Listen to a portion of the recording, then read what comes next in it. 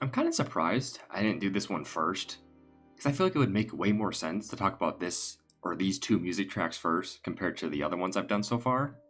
But let's talk about Xenoblade 1 and Two's main theme. And what a beautiful, amazing track they both are. I know I just say this every time about every track, which is, it's true. Every Xenoblade song is just amazing. You could take any song, I don't care if it plays within one cutscene, I don't care if it plays in 10 cutscenes. Every single song in the OST in both games is absolutely amazing. But after all, the main theme is the first song you hear, and it sets an expectation on you. Not for the game you're about to play, but as well as the music. Now, I played Xenoblade 2 first, so I think it'd make way more sense to start with there first and then go to 1/Definitive Edition, because, I played that instead of the original, which, maybe some point I might go back and play the original just to see the hype around it, and just, I thought it'd be fun. So, when I was looking into Xenoblade 2 before, I never saw, the main title screen or, the main theme at all. I just, like I said, I watched, one of Chugga Connor's videos. It was still, the first episode, but I just clicked kind of halfway through it to see what the game was like. So I would get a little bit of see what the game was, but not complete context of what's going on. So yeah, I was kind of interested, and then bought the game, booted up the game, put it on Switch. I'm like, oh, this is gonna be fun. Gonna have a fun time. Just gonna play some fun little RPG to pass the time. I'd be up there with Chrono Trigger, but it's not gonna be Mario and Luigi tier for me. And then just hearing the piano start and just hearing this storm, and it's just oh. And in the back of my head, I'm just hearing, this game's gonna be something different, isn't it? It's gonna be something special. And it's just so cool, just off the music alone, and I guess the visuals as well, that it's just the game from the get-go was yeah, I'm good. I'm amazing. You're gonna fucking love me. Also, me going to the options menu and seeing brightness as a feature and then popping off over that, so I already knew this game was gonna be great. But a really fun thing that only applies to 2, and I kind of wish that they did with Definitive Edition, and I really, really hope they do with 3, is the fact, depending on where you are in the story with 2, the title screen changes.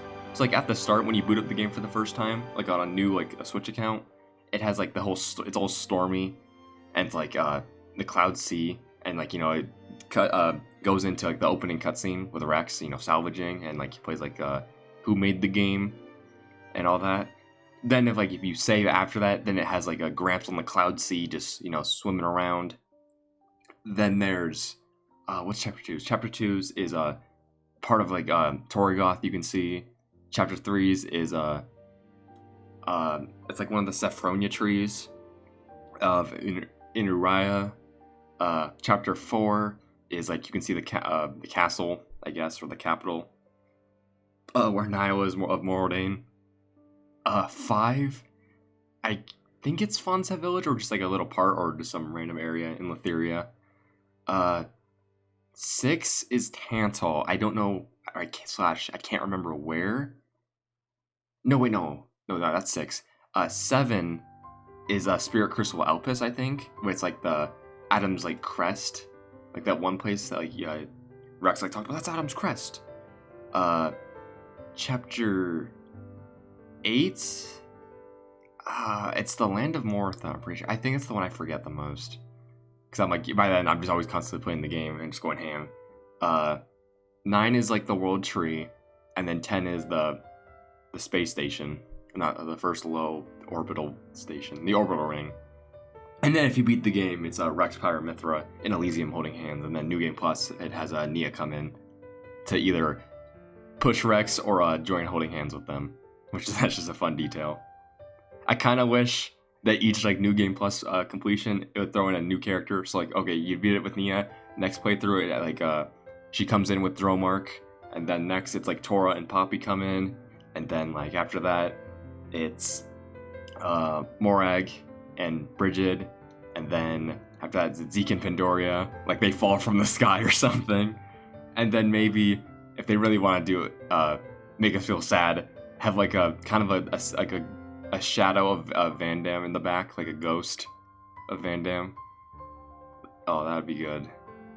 They didn't have to do that, do all that. I mean, it's still cool that they did it with Nia, because Nia's still I feel like it's a lot of people's favorite, and a lot of people's like second favorite in the game, but you know, it would have been kind of cool if we got the whole party, the whole gang's all here. Who knows, maybe Xenoblade 2 Definitive Edition will do that. So I really do hope that 3 does that, has like different title screens depending on like where you are in the story, or like, I don't know if they're doing chapters like how they did with 2. Side note, I really do, they hope they do like the chapters like 2, and they have special names, because like those names, man, they like hit harder. Like, sure, like chapter 1's like encounters, okay, that's whatever. Chapter 2 is aptitude, okay, but then chapter 3 is our own war, and you're like, what? 4 is Aegis, which, okay. 5 is Masters and Sledge, you're like, what? Okay, that's like kind of raw. And then 6 is Wounds, it's like, oh. And then 7's the fear she carries, it's just like, oh, okay, depression. 8 is World Tree, 9 is Rain, and then 10 is And Thus Boy Met Girl, which is, that's I feel like the best one. So I do hope 3 does like names like that, whether it's like an important line or just like a certain like kind of meaning, like important cutscene's gonna happen in that chapter. So I hope they do that. That's just a side note. But let's not talk about the main theme. I keep going on side tangents on these videos, and I swear I could just sit here and just talk about stuff forever, and whatever I was talking at the start will be like completely gone by like 5 minutes in. Anyways, we can, go on to Xenoblade 1 now, which kind of didn't have the exact same feeling with 2, because like I knew Xenoblade was just good. I mean, still going into like opening the game and just seeing like the Monado and like having the main theme, like, oh yeah, this is good, this is gonna be a good game. But I feel like with 2, going into that completely blind, not really knowing much about the series except I guess Shulk's existence, and then seeing like pictures of Pyra and Mythra because they got in like Smash's spirits. That was like, only not really expectation, but the only thing I knew. And going into hearing that main theme and thinking, oh, this is gonna be a good game. Well, with like Definitive Edition, like I already knew it was gonna be a good game, and then just hearing that, like, oh yeah, this is gonna be a good game. But that's just me. That's just a little random complaint that just is only for exclusively to me, I guess. Because like I played 2 first and then 1. I'm sure the same thing happened with people who played 1 first and then they played 2, or X technically. If they've been there since the start, which congratulations to you. Aren't you cool? I wish I was you. I wish I was like not a dumb kid always wanting to play Super Mario and then not paying attention to these other great games. I mean, that's not true. I was playing like Mario, Kirby, and then like I would go outside a little bit to play like Chrono Trigger from Square, and yeah, that was about it. But like Xenoblade 1's main theme, I feel like has just become kind of iconic, because I feel like more people probably it's not even true. More people technically played Xenoblade 2, but like Xenoblade 1's usually like regarded as like one of like the greatest RPGs of all time, which I'm sad 2's not on that list, because 2 is just also amazing. But just that main theme, man.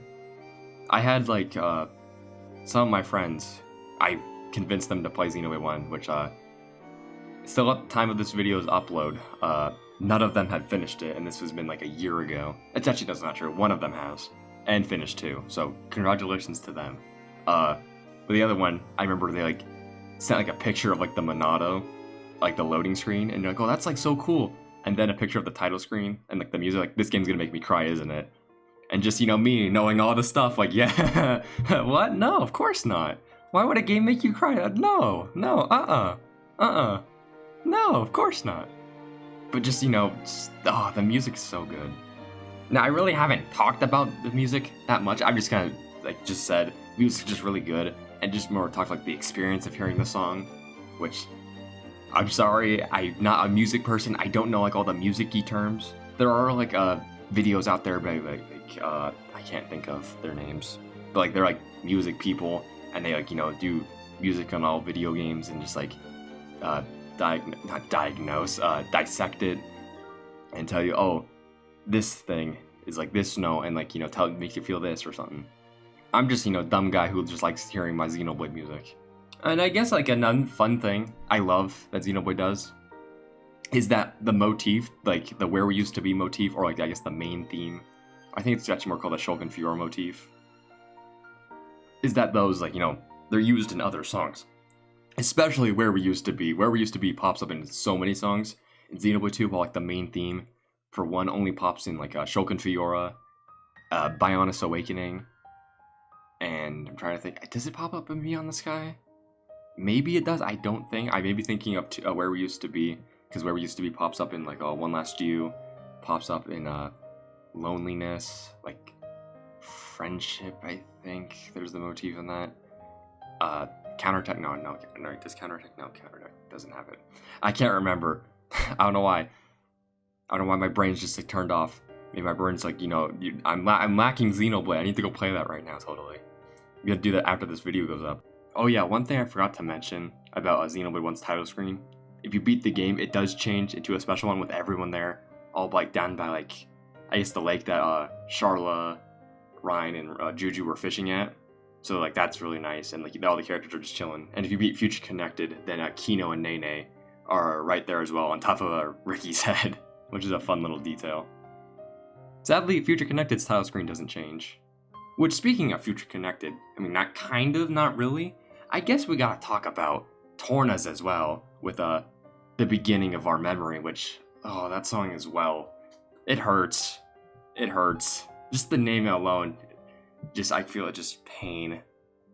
Because I like to think that, like, the beginning of our memory, like, Torna is more of like, it's like a kind of a flashback, obviously, sequence of the prequel story. But I kind of, ever since knowing the names of that song, I kind of like to think that, like, there's one point in the story where, like, Rex asks, like, Mythra what was going on. Like, what happened in Torna, probably, like, chapter 7, with, like, when, like, they join up with Jin, and then Mythra tells them everything that happened.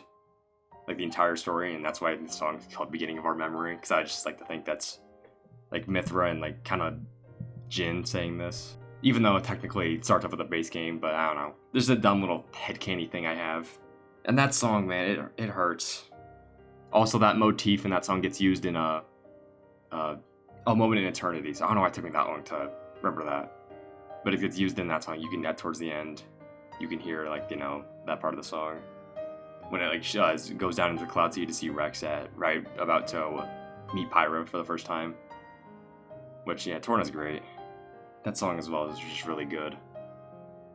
Also, how the title screen changes to where Rex is about to awaken, or like touch the like seal of like a Pyra's, like, I guess, containment, and then before Jin stabs him. I like that, how it's a fun little thing that Torna leads perfectly right into the base game. Fun. Torna's great. And I know Xenoblade 3's main theme, I think, has dropped with a Life Sent On. I think that's the main theme for the game, or at least, like, that motif is going to be used in a bunch of songs. I don't know if that's, like, the actual main theme, which is kind of like a fun little story. A few days ago, YouTube decided to recommend me Xenoblade 3 stuff, like footage, because, like, what was it, GameSpot? Like IGN, I think it was GameSpot. Got, like, a pre-release copy, and they were doing, like, a early game review, and I'm like, I don't want to see any of that. I just want to go into the game completely blind, not knowing anything. The only thing I'll allow is what Monopon post and like trailers. Not counting the launch trailer though. I'm not gonna watch the launch trailer because that's gonna definitely spoil some stuff. But I'm only allowing myself that. So like, ever since then, I think like a day after, there was a video that popped up and recommended that was like, Xenoblade 3 title screen, main theme.